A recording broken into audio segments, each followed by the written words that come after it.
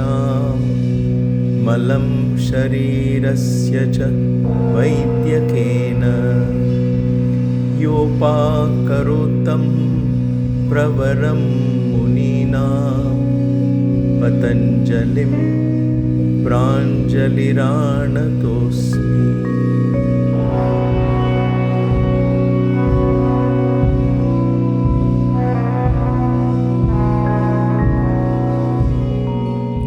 Namaste and welcome to KYG or Kaivalya Yoga Gurukulam for yet another class in the Patanjali Yoga Sutras.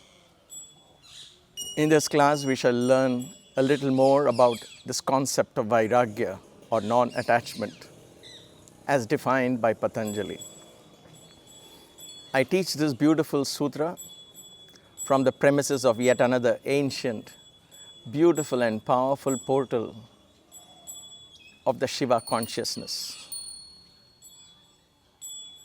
This temple here is known as the Ezhuthari Shiva, the Shiva that helps us in written and verbal language.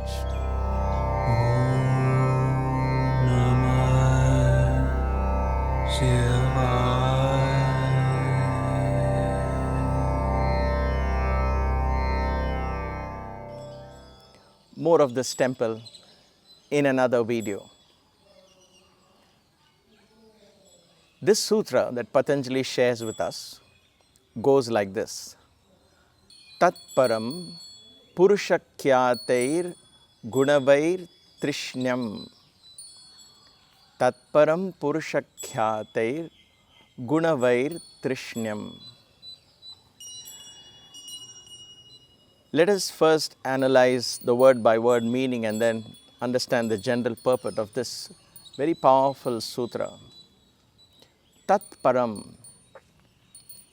and then the supreme, he says.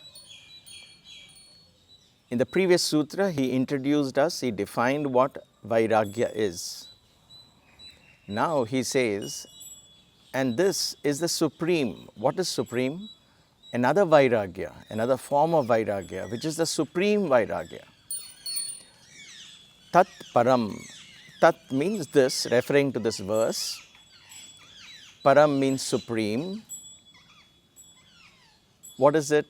It is guṇavaitṛṣṇyam.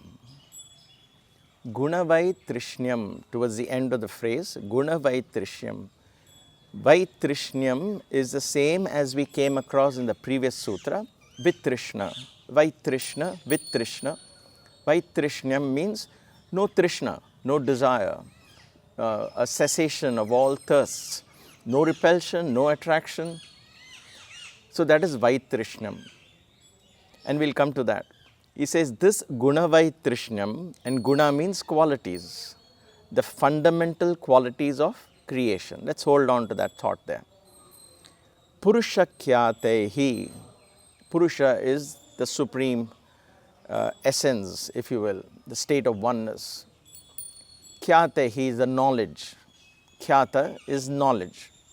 So purusakhyāte is the knowledge of the Purusha is gained through this supreme state of Vairagya. That is the essence of this sutra. The knowledge of Purusha, that is the ultimate knowledge. Vyasa calls it Kaivalya iti. This is Kaivalya, the state of Kaivalya. So understand, experience, comprehend the state of Kaivalya. What is required? Among all the other things, this. He says, this gives you that knowledge of Purusha. What is that? Guṇavaitṛṣṇyam. These are the key words here. Guṇavaitṛṣṇyam. Vaitṛṣṇya is cessation of desires. Cessation of desires from what? Here Patanjali says, you ultimately learn to be non-attached to the very fundamental gunas. For those of us who have been in this path for a while, we probably know now what these gunas are. But nevertheless, it's important at this point to once again go back to the drawing board and simply touch base so we are all on the same page. This entire creation, with all its dimensions, with all its magnanimity and apparent multiplicity and all of that, this creation, if you will, this jagat, if you will, is a play of three fundamental qualities. This is the Holy Trinity that is manifested in forms in the religious dogma and the religious literature as Brahma, Vishnu and Shiva, as Saraswati, Lakshmi and Parvati, as the three Devis, the three gods, if you will, and the three goddesses. All of them represent this fundamental trinity, the three gunas. As long as these three gunas exist, creation exists, multiplicity exists, and the knowledge of Purusha remains hidden. What are these three qualities? Fundamental qualities of creation. One is creativity, idea. The second one is action, a happening, the becoming, if you will. And the third one is the fulfillment, the inertia. So creativity, the state of idea, sattva. Then you have the state of action, efforts towards fulfillment, growth, change, becoming, all of that is the state of or the quality of rajas. And the third one is inertia, which comes after fulfillment. Once the idea that is born and the effort that is put towards the idea is fulfilled, then there is inertia for that particular idea, and therefore that is fulfillment, and that is tamas. Tamas is rest, inertia. So all of creation can be explained in these three qualities. The Purusha exists beyond this. And therefore Patanjali says the ultimate detachment or ultimate non-attachment, the ultimate cessation of desires, if you will, has to be from the gunas themselves. So the fundamental qualities that tie us into creation, we detach ourselves from that. And only then puraṣakhyāte is relieved, the knowledge of Purusha is revealed to us, the experience of Kaivalya comes to us. It is very intriguing. And sometimes when we contemplate on ideas such as these, it might seem almost impossible. But if it were impossible, then the rishis, the sages and Patanjali would have said it, that this is only for theory, this is not possible to achieve. But nevertheless, they haven't said that, and the fact that they share this is because this particular state, the state of desire-lessness, the state of non-attachment, Vairagya, from the gunas themselves, is a possibility. In the previous sutra, he just set the stage for practice. He says, practice detachment from objects that can be seen and that can be heard. And now he says, while that itself is a very advanced state, now he says, the supreme state, however, is when you detach yourself from the qualities themselves. There is no good, no bad, no up, no down, no black, no white, no being, no becoming, no I and no you. We get detached from all of this. There is no thirst for knowing anything. There is no thirst for doing anything. This, while it is an easy aphorism to put it on paper and understand, technically if you will, it is very difficult to comprehend, at least for me it is. Because the question that would naturally come to any of us would be, then what's the point? I mean, it sounds so lack of luster, if you will. There's no excitement, so it seems that we give up everything. I mean, all this beautiful creation, this multiplicity and all of that, we get detached, and then what?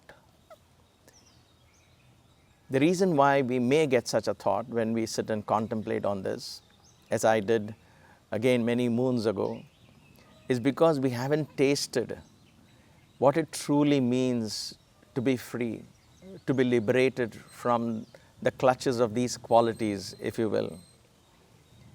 When we begin to taste that liberation, fleeting though it may be, momentary though it may be, and I'm sure all of us would have been there in states of deep meditation, in states of deep prayer, where we connect to the divine.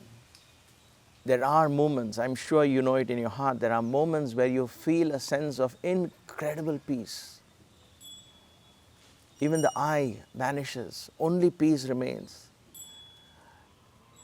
And that is a small drop in the ocean of bliss that the spirit can truly experience. So it is not all that bad. Bhagavan Baba, my beloved Guru, gives a very beautiful analogy. And he brings this point in the context of, while we are in this journey, in the spiritual journey, we tend to get better than thou attitude, holier than thou attitude. We tend to look down upon others, perhaps thinking they are materialistic and we are somehow spiritual. Certain acts as good and certain acts as bad. Certain people as good, certain people as bad. Certain practices as good, certain practices as bad. Certain cultures which are less advanced spiritually and certain cultures that are more advanced spiritually. We tend to get into this kind of, if not conversations, at least deep in our thinking, there is an element of division. How can that ever open the door to oneness? It cannot, right? So in that context, Baba shares us this nice anecdote. I have always taken this for my contemplations. He says there are 3 robbers who have been caught and put inside a prison. And the first robber, his hands and feet are tied in iron chains and they are heavy, he can barely move. And the other 2 look at him and say, what a low creature you are. I mean, your crimes are so bad that you are tied in gold in iron chains, and they look down upon him. And then there is the next robber who's sitting with him. He's also in chains, but he's got chains of silver in his hands and silver chains on his feet. Then the person next to him says, but even you are tied up here, you have silver chains. And the last one has got gold chains. I'm not saying this properly, but just bear with me. And then the third one has his hands also bound, but his hands are bound in gold chain and his feet are bound in gold chain. So you have one robber with hands and feet bound in gold chains, one robber hands and feet bound in silver chains, one robber hands and feet bound in iron or steel chains. Which one of them is more freer than the other? While they look down upon the one clad in iron chains, the robber with the iron chains looks up at them and says, you may have gold chains, you may have silver chains, but nevertheless you are as bound as I am. You are no less free than I am. So we are all bound, caught in this prison. It's a very powerful analogy. Please take time to contemplate on this. We are all bound. We get caught up in the ethics and the morality of the spiritual path, and then we get bound in that. Should this be done this way? Shouldn't it be done this way? We get into rituals, and I'm just coming out of a very ancient ritual, and that's why my t-shirts are full of the saffron and so on. They are very beautiful. Should it be done this way? Should it be done that way? Is this right? Is that wrong? Am I displeasing some gods? Am I pleasing some gods? We get caught into the nuances of perhaps rituals such as these. We get caught up in the good and the bad, and so on.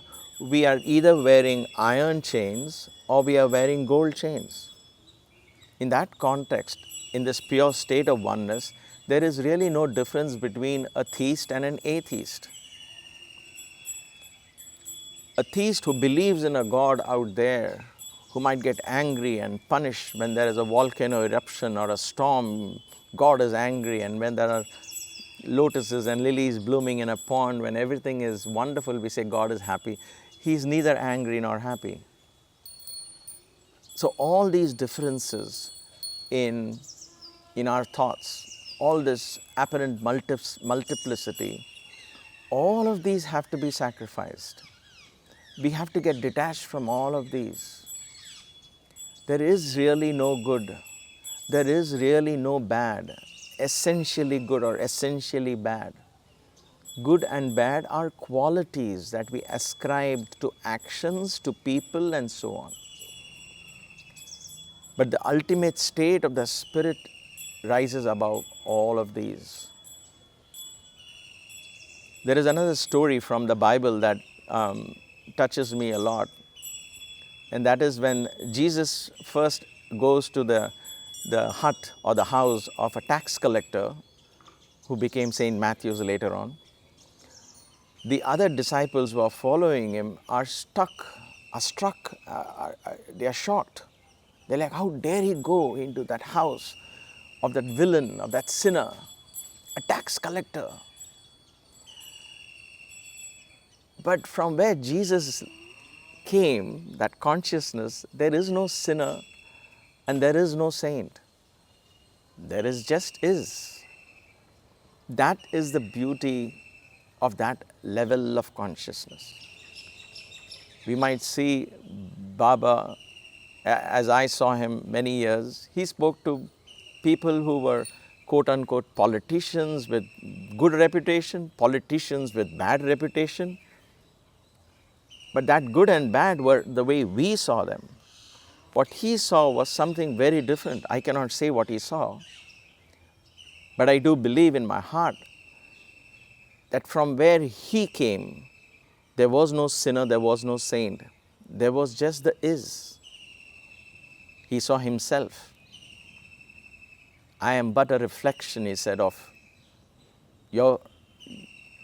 yourself. I am a resound of your thoughts.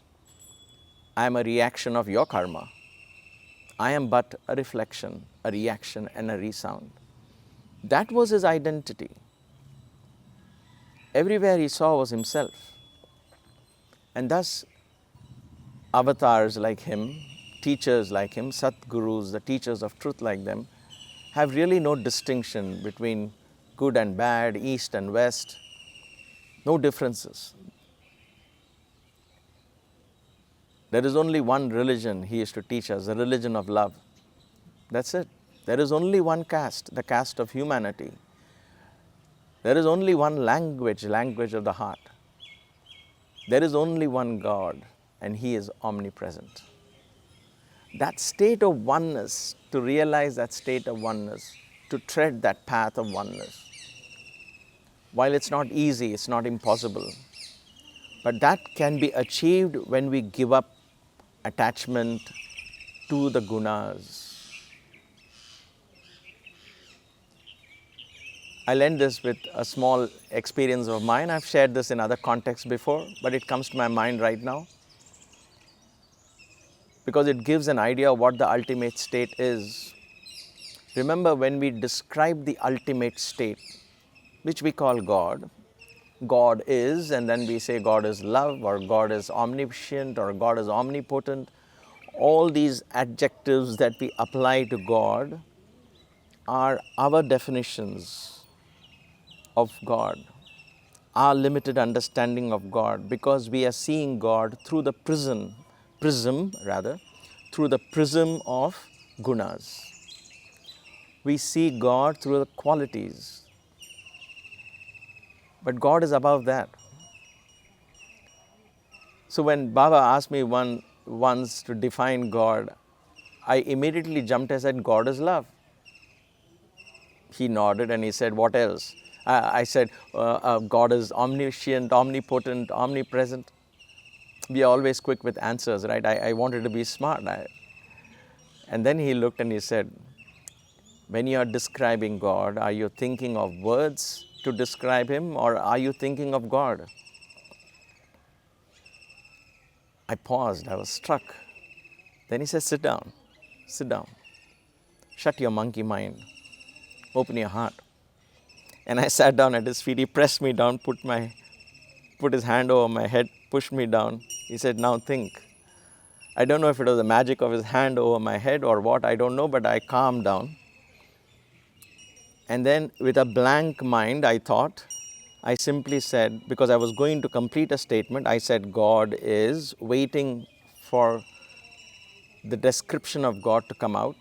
I said, God is, and then suddenly he said, aha, that is it. And he got up from the chair. That's it, that's the answer. And I said, how can that be the answer? I haven't finished the sentence yet. I was about to say God is. Then there is something, right? ... That's how we think. He says, that is it. God is. Devudu unnadu, he said in Telugu. Devudu unnadu. God is. That is the description of God. How do you describe God? Is. That is the perspective of teachers and avatars who live in the state of oneness.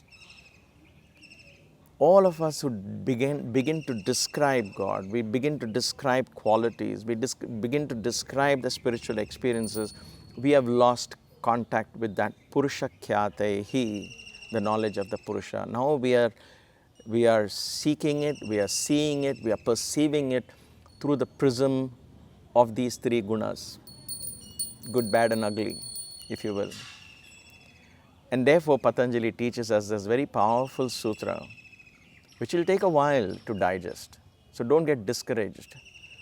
But know that what these rishis and sages want us to do in their eagerness to share these profound truths is because they have tasted that other dimension where the spirit is so free, where there is only oneness, there is only a state of one. And the expression of that one is love. Love becomes incidental because that is the only way you can express, because there is no other. So, in the sutra, Patanjali says, tatparaṃ puraṣakhyāterguṇavaitṛṣṇyam. As always, thank you for giving me this opportunity to share these profound, ancient truths from these amazing, beautiful temples where such teachings were taught many thousands of years ago. Until we meet again, stay blessed, stay inspired, and stay with me in this path, this beautiful journey of the Yoga Sutras. Namaste.